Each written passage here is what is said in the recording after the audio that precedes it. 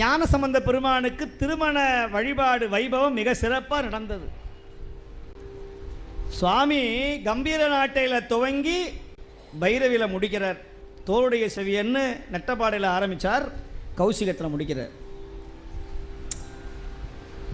எல்லாருக்கும் உபதி கொடுத்து ஒரு தலைவன் எப்படி இருக்கணும்னு காட்டியவர் ஞானசம்பந்தர்.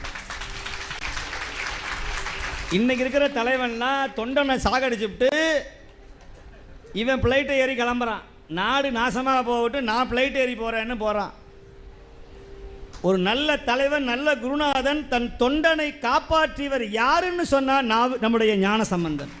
ஆமாம், இந்த ஜோதி யாருக்காக வந்தது? இவருக்காக வந்தது.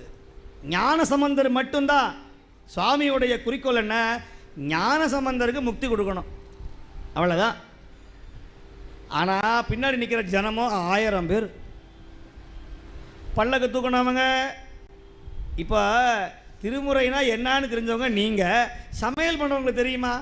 கத்திரிக்காய் வெட்டுறவனுக்கு தேவாரம் தெரியுமா? வாழைக்காய் வெட்டுறவனுக்கு தேவாரம் தெரியுமா? அவன் ஏதோ சாப்பாடு செய்யாங்க. அப்போ பாருங்கள், அவனும் நிற்கிறான் வேடிக்கை பார்த்துட்டு. யார்? சமையல் பண்ணுறவங்க, தவுசு பிள்ளை, தீவட்டி பிடிச்சவங்க, பெட்மாஸ்டைட்டு பிடிச்சவங்க, பந்தல் போட்டவங்க, சாணி மெழுகினவங்க, கோலம் போட்டவங்க, பலூன் விற்றவங்க எல்லாம் நிற்கிறான்.